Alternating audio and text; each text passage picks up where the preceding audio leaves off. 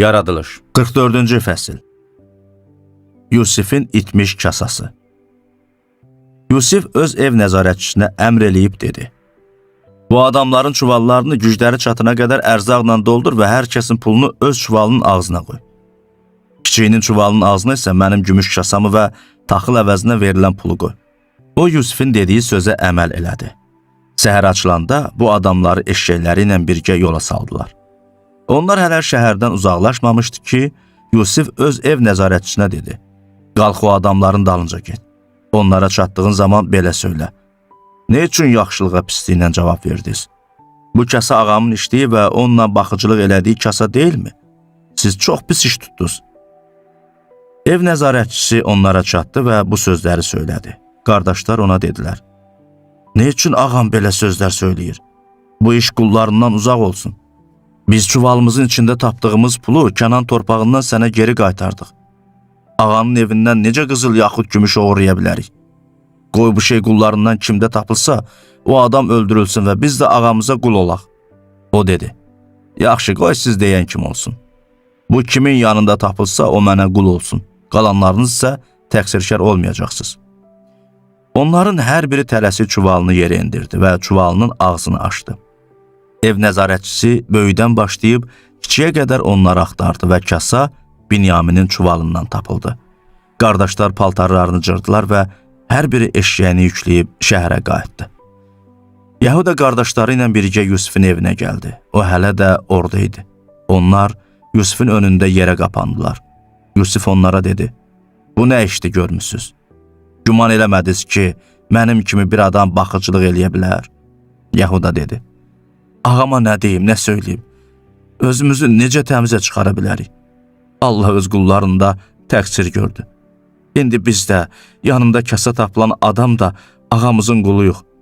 O dedi: Yox, mən belə eləməyəcəm. Yalnız yanında kasa tapılan adam mənə qul olacaq. Siz isə sağ-salamat atanızın yanına gedin.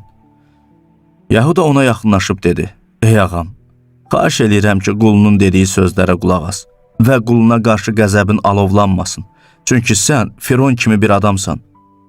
O zaman ağam qullarından sizin atanız yaxud qardaşınız varmı deyə soruşanda biz ağamıza söyləmişdik. Bizim bir qoca atamız və onun da ixtiyar çağında doğulan bir kiçik uşağı var. Onun bir qardaşı öldü. Anasından doğulan yalnız o qaldı. Atası onu çox sevir. Sən qullarına demişdin: Onu mənim yanıma gətirin ki, öz gözümlə görüm. Biz də ağamıza demişdik: Uşaq atasından ayrıla bilməz, çünki atasından ayrılsa atası ölər. Amma sən qullarına demişdin: Əgər kiçik qardaşınız sizlə gəlməsə, bir daha gözümə görünməyin. Sənin qulun atamın yanına gəldiyimiz zaman ağamızın sözlərini ona çatdırdıq. Atamız dedi: Yenə gedin bizə bir ərzaq alıb gətirin. Biz dedik: Gedə bilmərik. Kiçik qardaşımız bizlə getsə gedərik. Kiçik qardaşımız bizlə getməsə, o adamın gözünə görünə bilmərik. Sənin qulun atam bizə dedi: Bilirsiniz ki, arvadım mənə 2 oğul doğdu. Bir oğlum yanımdan getdi və dedim ki, onu yəqin vəhşi bir heyvan parçalayıb. İndiyə qədər o oğlumu görməmişəm. Bu oğlumu da yanımdan aparsaz və onun başına bir iş gəlsə, ağ saçlı başımı kədər içində ölülər diyarına indirəcəksiniz. İndi sənin qulun atamın yanına qayıtdığım zaman, uşaq bizlə olmasa və ürəyi bütün sevgisi ilə uşağa bağlanan atamız onu görməsə ölər. Onda biz qulun atamızın ağ saçlı başını kədər içində ölülər diyarına indirərik. Mən qulun atama uşaq üçün zamin durub dedim: Əgər onu sənin yanına gətirməsəm, atamın önündə ömrüm boyu təqsirkar olacam. İndi xahiş eləyirəm, qoy uşağın əvəzinə mən ağama qul olmaq üçün qalım. Uşaqsa qardaşlarımla birgə getsin.